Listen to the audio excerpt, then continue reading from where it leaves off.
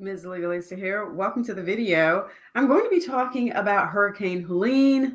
You know, there's been that hurricane, a second hurricane. The tropical storms are just coming our way now.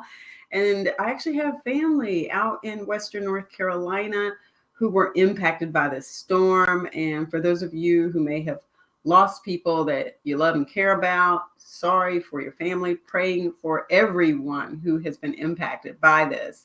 One of the things that I want to talk about are the rumors. And I'm going to go to FEMA.gov so that we can hear directly from the government on what is true and what is not true, so that you know what your options are. People lost homes, people lost everything in some cases. And I certainly would rather them have the real information as opposed to them hearing from people who don't know what they're talking about. I don't know this information, which is why I'm going to take you directly to the source. And we're going to go through some of the rumors that are out there so that you can get a better understanding of what your options are. I recently had a conversation with a person. They were sharing with me a story that they had heard. So I'm not entirely aware of all the truth around this. This itself could be some sort of rumor or not true story. But they said that there was a gentleman here who had bought into some of these rumors and was so afraid to reach out to FEMA that they were just like, I'm not going to get any help from FEMA or the government because of the rumors that this person had heard. It's really disheartening to hear that when you know that there is some help available for people. Let me pull this up so that we can go ahead and take a look at it. I can stop rambling here about it, and we can talk through these rumors. First of all, one of the things I always like to do, because I know, some people are new to my videos, my channel, is to point out at the top of the page here where it says an official website of the United States government. Here's how you know. So whenever you're looking at some of these websites, make sure you're actually looking at a U.S. government website. Make sure it is the real deal. There are a lot of scam sites out there that are set up to look like they are related to the government. So that's your first problem right there. Are you on a real government website, or are you on some sort of spam, scam, fraudster website that is designed to trick you into giving up your information or making you pay for things that you don't have to pay for? Well, here's how you know. They actually have this information here. You can click on it, go to this right here. You see this pop up. It tells you a .gov website belongs to an official government organization in the United States. And then you can also look for the security feature here. But again, just letting you know that that's one way to know that you are on an official U.S. government website. And now I don't know how I can get that back up there. All right, let's scroll down here so that we can take a look at what's going on. So first of all, we're on FEMA's website here. Lots of information here in different tabs, apply for assistance. But we are addressing Hurricane Helene rumors and scams in this video. And it appears that you can actually read this in a lot of different languages there. We're going to stick with English because even though I took some Spanish way back and some French way back, this is the language that I know. Release date, October 8th, 2024. So this has been within the last week because, as you know, even though, the hurricane hits right then, all the spam and the rumor, all that kind of stuff just starts really fast. The high volume of rumors and misinformation in the aftermath of Hurricane Helene has caused confusion and threatens important response and recovery efforts. As federal agencies work closely with states, tribal nations, and local communities to restore critical services and provide assistance to survivors, it's important to know what's true and how to protect yourself from scams. All right, let's go to rumor number one. FEMA is confiscating donations. There are rumors circulating that FEMA is turning away donations, stopping trucks or vehicles with donations, confiscating and seizing supplies often spread after a disaster. These are not true. FEMA does not take donations and or food from survivors or voluntary organizations. Donations of food, water, or other goods are handled by those voluntary agencies who specialize in storing, sorting, cleaning, and distributing donated items. And then they have a link there for that. Now, just think about this for a moment here. If you've got some nonprofit organizations, your faith-based organizations, how often have you ever seen FEMA show up and literally come in with boxes and wagons and take all those supplies away? This is not something we have ever really seen. So I'm not sure why people are falling for this now. The government says, don't believe it. FEMA is not confiscating donations. So let's trash that rumor right there. Rumor 2, FEMA funding was diverted to the border.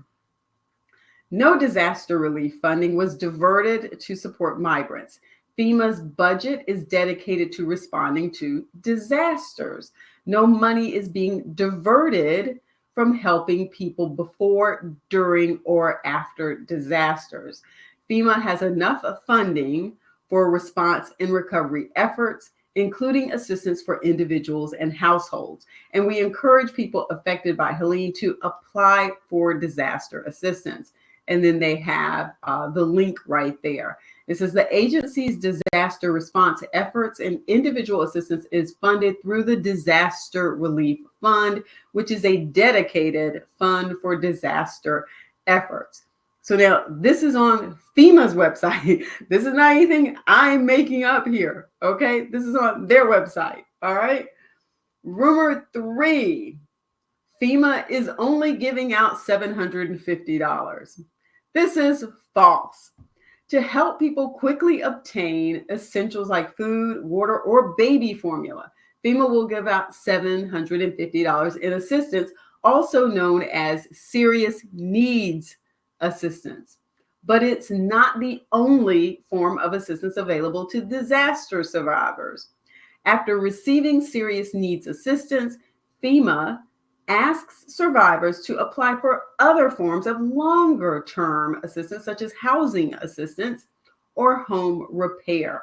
And then they have the application information right there, the website that you can go to, and you can download the app or call the number listed there. So then just some information about protecting yourself from scams. You probably already know this. If you have ever been in a situation where there's something like a hurricane, a tornado, a flood, people will come in and want to help you repair your property, right? And you need to make sure these people have insurance, that they are certified and licensed, that they have written contracts before you sign anything. You may want to take that paperwork to an attorney and have that attorney review it. You need to look out for yourself, your family, and your home, okay? It says, unfortunately, scammers often target survivors with promises of quick financial relief or requests for donations to fake charities after a disaster when they are most vulnerable. Review these tips to stay safe. Verify the source. Be wary of unsolicited messages, emails, or calls claiming to be from FEMA or other organizations offering to help. FEMA will never ask for your personal financial information over the phone or through email. Never, never, never, never. You guys, I am working on putting together my merch shop.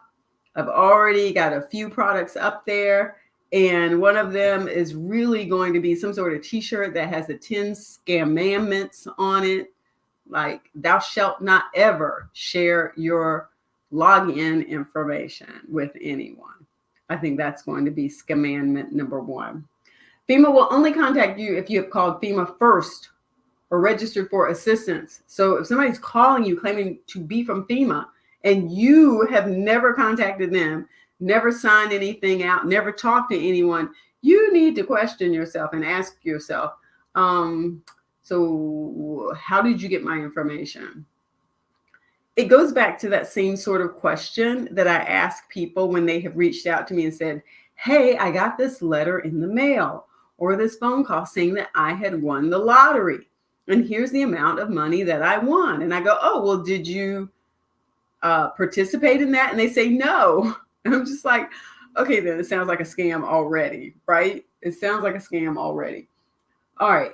FEMA will only contact you if you have contacted them first. If you receive suspicious emails or phone calls, you can call them at the helpline, to verify if it is legitimate. Okay. They have a helpline there. Avoid fake parrot. Let me go back for a second. The piece about the helpline. So you realize that this is a public page that I am sharing with you.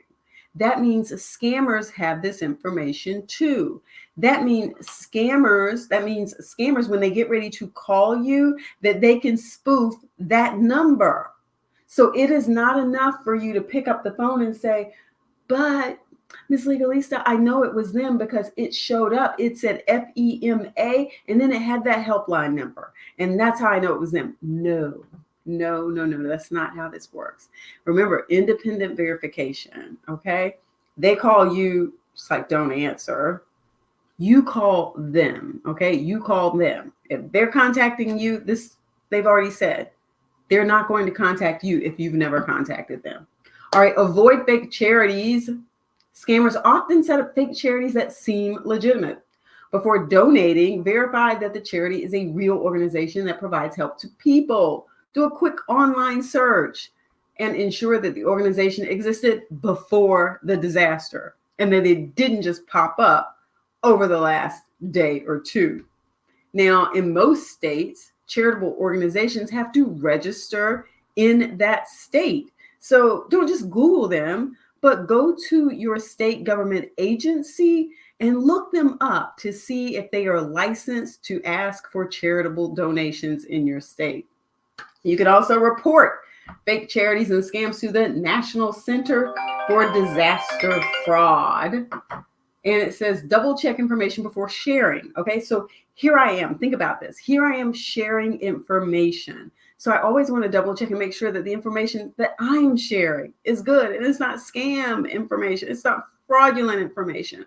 So again, the whole piece about me sharing at the very beginning, this is a U.S. government agency and this is the website and this is how you know, because I want to make sure that I'm doing the right thing too.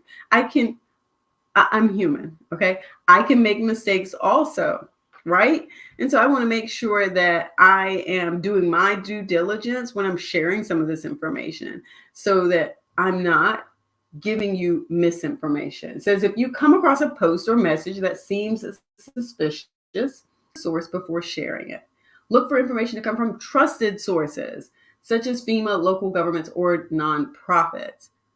Again, people on social media like me, you need to always look at us and say, well, where are they getting their information? And then independently verify that that information is correct. Okay. All right. So I hope this helps you out. If you were one of these people who were impacted by the storms that we recently had, or if you know of friends and family members who were impacted, don't forget to share this information with them, share the video, and think about this for future reference too. This is not just a one-time deal here, but this can also be something that you keep in mind whenever we have a tropical storm and this fake stuff, these rumors start popping up.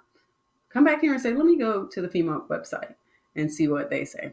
All right. Don't forget to give the video a thumbs up and don't forget to subscribe. Peace. And now, behind the scenes, I'm going to have to pull this up, download this, and see if Verizon was really working today.